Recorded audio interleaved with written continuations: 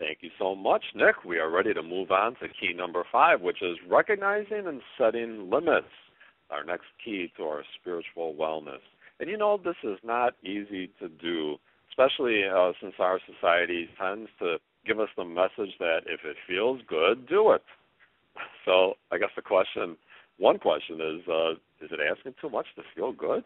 And, well, the answer is both yes and no. But here's the real question that I want you to reflect on. What scratches your itch? On a spiritual level, we all have an itch.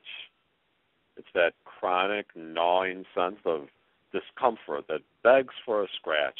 Most of the time we don't identify the source of the itch. We just scratch and scratch and scratch, hoping to bring some temporary relief. And if we're not careful, we might scratch to excess, breaking the skin of our soul and causing harm to ourselves without eliminating the source of discomfort in our lives. Another way of describing this, that itch or that discomfort, is to think of it as each of us having a hole in our heart, an emptiness which we long to fill. And the Catechism of the Catholic Church tells us that this emptiness is a built-in desire for God. We often don't recognize that, though, and so we seek to fill that emptiness in a variety of ways, many of them not exactly healthy. So in order to fill that empty space, or at least to sort of numb the feeling, we do lots of different things. So we go shopping, and we eat food, and we drink, and we work long hours, and we sometimes go gambling, and we might play video games, and we might surf the internet or watch reality TV, and on and on and on. You know what I'm talking about? Now, most of these things are normal, everyday activities, which in moderation are enjoyable and can even be healthy ways of taking in some of the joy of life's pleasures. We do them because we want to feel good. So, again, is it too much to ask to feel good? Well, yes and no. See, the problem enters in when we depend on these things to mask the truth that deep down we're dissatisfied. Now, for some people, dependency becomes a serious addiction that needs the intervention and support of a 12-step group, and we thank God for the wonderful help that 12-step groups are bringing to people.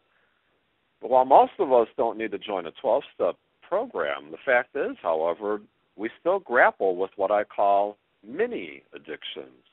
We're not harming ourselves or others by our behaviors, but by masking the truth that we have a deep hunger, we're not doing ourselves any favors either when it comes to spiritual wellness.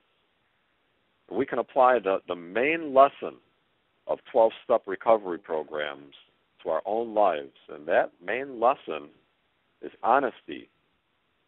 Alcoholics Anonymous reminds us that sobriety is only 10% about alcohol and 90% about honesty. So we need to stop scratching the itch and to face the truth. Now, the beautiful thing is that Catholicism has some built-in mechanisms for self-honesty. The first and most obvious, of course, is the sacrament of reconciliation. St. Ignatius also taught a practice for taking an honest look at yourself each and every day, a practice that he called the daily examine. And I'm showing you a picture of a book here that I recommend by Jim Manny. It's called A Simple Life-Changing Prayer, Discovering the Power of St. Ignatius Loyola's Examen, available from Loyola Press. And St. Ignatius taught us such a wonderful way of being able to look at ourselves honestly and to face up to the ways that we perhaps are trying to fill that emptiness in an unhealthy manner. A third way is through spiritual direction. It can be important to just be able to talk to another person about your spiritual hunger. And finally, it's just good to have a good, healthy friend, a relationship with a friend in which you can be honest about yourselves, and instead of numbing ourselves and lying to ourselves about the ways that we are filling that emptiness or numbing ourselves. So when the risen Christ appeared to his disciples, the Gospel of John tells us that he told them, do not let your hearts be troubled. Have faith in God and faith in me. Jesus was telling them to not place their faith in anything else that promises fulfillment. Instead, Jesus said, I am the way, the truth, and the life. And as an Easter people, we're called to recognize and to set limits on our many addictions, and to acknowledge that the risen Christ and nothing else is the way.